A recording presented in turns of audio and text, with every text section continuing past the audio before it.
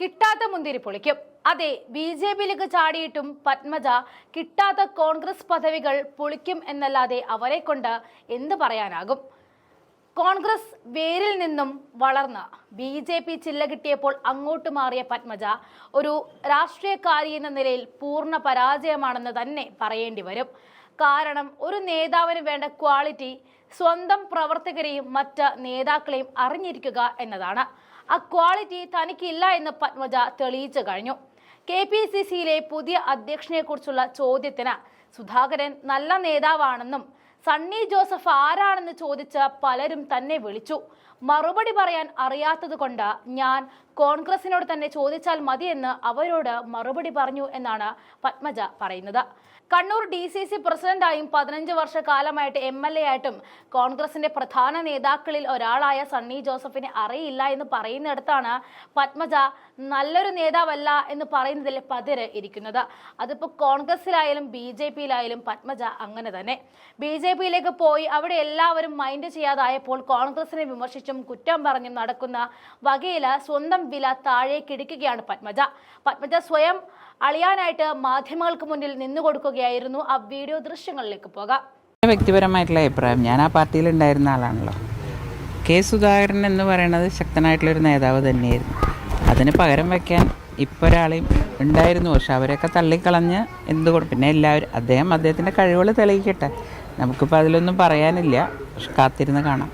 K മുരളീധരൻ്റെ ഒരു പ്രധാനപ്പെട്ട പ്രസ്താവന വന്നത് ഫോട്ടോയിലെങ്കിലും കണ്ടാൽ തിരിച്ചറിയുന്ന ഒരാൾ വേണം.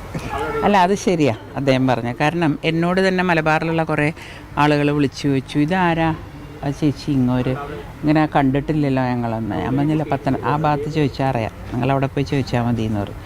അപ്പോൾ അത്രയും അറിയാത്ത ഒരാൾ വരുന്നതിനെ പറ്റി പറഞ്ഞത് വളരെ ശരിയാണെന്ന് എനിക്ക് തോന്നി. അത് എനിക്ക് അനുഭവമാണ്. എന്നോട് തന്നെ ചോദിച്ചിട്ടുണ്ട് ആൾക്കാർ.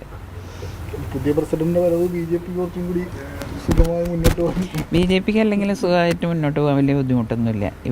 കാരണം ഇവരുടെ എങ്ങോട്ടൊക്കെയാണ് പോകണതെന്ന് എനിക്കറിയാം. ഇതിൽ കഴിവ് എല്ലാവർക്കും കഴിവ് ഇല്ല എന്ന് ഞാൻ പറയുന്നില്ല. അതിൽ 1-2 പേര് കഴിവുള്ളവരുണ്ടാവാം. പക്ഷേ ഇവർ തമ്മിലൊരു യോജിപ്പ് വേണ്ടേ? ഒരാൾ ഇടത്തോട്ട് പോകുമ്പോൾ ഒരാൾ വലത്തോട്ട് പോകും. പിന്നെ തമ്മിലൊരു ചർച്ചയില്ല.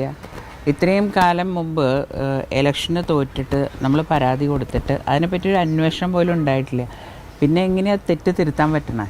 അപ്പോൾ പുതിയൊരാൾ വന്നിട്ട് ശരി, സണ്ണി ജോസഫിനെ പോലെ ഒരാൾ വന്നു. സണ്ണി ജോസഫിനെ കണ്ണൂർ ഭാഗത്ത് അറിയാം. എനിക്ക് തോന്നുന്നില്ല ബാക്കിയുള്ള സ്ഥലത്തൊന്നും അത്ര അദ്ദേഹത്തിന് അറിയും എന്നുള്ളത്. പിന്നെ അദ്ദേഹത്തിൻ്റെ കഴിവ് തെളിയിക്കട്ടെ. എല്ലാവരും പറയണ്ടല്ലോ പുതിയത് വന്നു, പുതിയ നേതൃത്വം വന്നു. ഇനി അതൊക്കെ ഒന്ന് നമ്മൾ കാണാം. ഇത്രയും ഞാൻ പറയുന്നുള്ളൂ ഇതിന് ഉത്തരം. മുരളീധരന് വേണ്ടിയുള്ള ക്യാമ്പയിനൊക്കെ ശക്തമായിരുന്നു. പക്ഷേ അല്ല, അദ്ദേഹം നല്ല കഴിവുള്ള KPCC പ്രസിഡന്റിനെ തെളിയിച്ചതാണല്ലോ. പിന്നെ തെളിയിക്കേണ്ട ആവശ്യമില്ല. പക്ഷെ എന്തുകൊണ്ടാണ് അവരൊക്കെ മാറ്റി നിർത്തി, സീനിയർ നേതാക്കന്മാരെല്ലാവരും മാറ്റി നിർത്തി? ഇപ്പോൾ ഞാൻ പറഞ്ഞില്ലേ, ഇപ്പോൾ മുല്ലപ്പള്ളി രാമേന്ദ്രനുണ്ട്, പിന്നെ അങ്ങനെ വളരെ സീനിയറായിട്ടുള്ള ഇവരൊക്കെ മാറ്റി നിർത്തിയിട്ട് എന്താണ് ഇവരിൽ കണ്ട പ്രത്യേകത എന്നെനിക്ക് മനസ്സിലായിട്ടില്ല. സഭ കോൺഗ്രസിൻ്റെ കാര്യങ്ങൾ തീരുമാനിച്ചു തുടങ്ങിയതാണോ? അങ്ങനെയൊന്നും പറയാൻ പറ്റില്ല. അവർ പറഞ്ഞിട്ടില്ല എന്നല്ലേ പറയുന്നത്. അവരങ്ങനെ പ്രത്യേകിച്ച് ഒരാളെയും ഇവരങ്ങനെ തീരുമാനിച്ചതായിരിക്കാം എന്ന് എനിക്ക് തോന്നണേ. കാരണം കുറച്ച് കാലങ്ങളായി ഇപ്പോൾ ഉമ്മൻചാണ്ടി സാറിനെ പോലെയോ അല്ലെങ്കിൽ AK ആൻ്റണി സാറിനെ പോലെയുള്ള നേതാക്കളൊന്നും ഇപ്പോൾ ഇല്ല. KV തോമസ് എല്ലാവരും പോയല്ലായിരുന്നു. അപ്പോൾ ഒരു ക്രിസ്ത്യൻ പ്രാതിനിധ്യം വേണമെന്ന് ഇവർക്ക് തോന്നിയോണ്ടാണ്. പക്ഷെ ഇപ്പോൾ ജനങ്ങൾ അങ്ങനെയൊന്നും ചിന്തിക്കണ കാലമൊക്കെ മാറി എന്നുള്ളവർ അവരിപ്പോഴും പഴയ കാലത്തിൽ നിൽക്കുക. പുതിയത് അവർ കണ്ടു തുടങ്ങിയിട്ടില്ല. BJPയുടെ വ്യത്യാസം അതാണ്. BJP ജനങ്ങളുടെ മനസ്സറിഞ്ഞിട്ടാണ് ആൾക്കാർ